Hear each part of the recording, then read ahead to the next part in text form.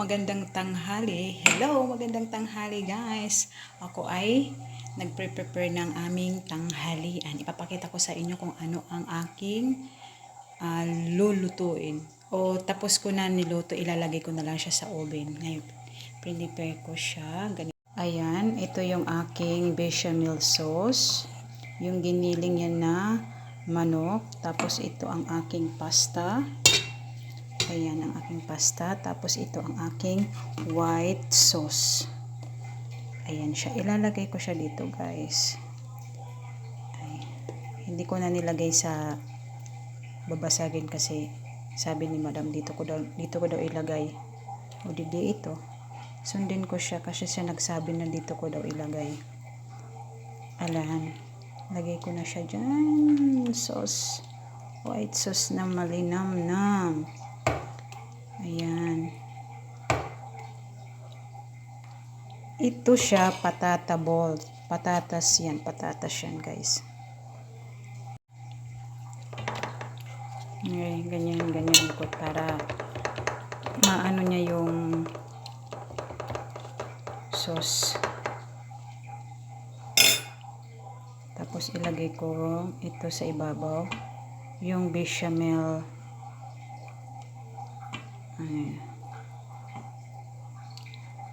So, lalagay natin ito mamaya sa oven.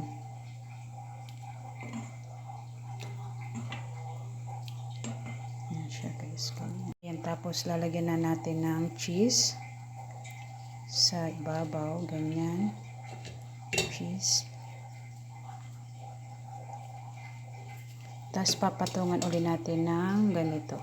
Ayan, tapos lagyan uli natin ng sauce guys. Ayan, dalawang layer siya. Lagyan natin uli ng bechamel sauce. Tapos lagyan uli natin sa ibabaw nito. Ayan, tapos lagyan uli natin ng cheese. Ayan, cheese. Tapos ito, ilagay naman natin dito. Ganyan siya. Natin spread. Ganyan. Ito din ay ilalagay din sa oven guys. Ayan, at syempre lalagyan uli ng cheese. Lagyan natin ng cheese sa ibabaw. Pero wala siyang white sauce bechamel. Ito lang yung giniling at saka cheese lang ang ilalagay natin. Ganyan. Okay na yan.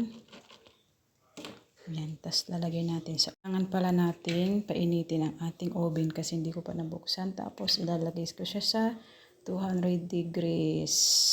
200 degrees. Tapos ilalagay ko siya sa 20 minutes. Ganyan. Ayan na siya.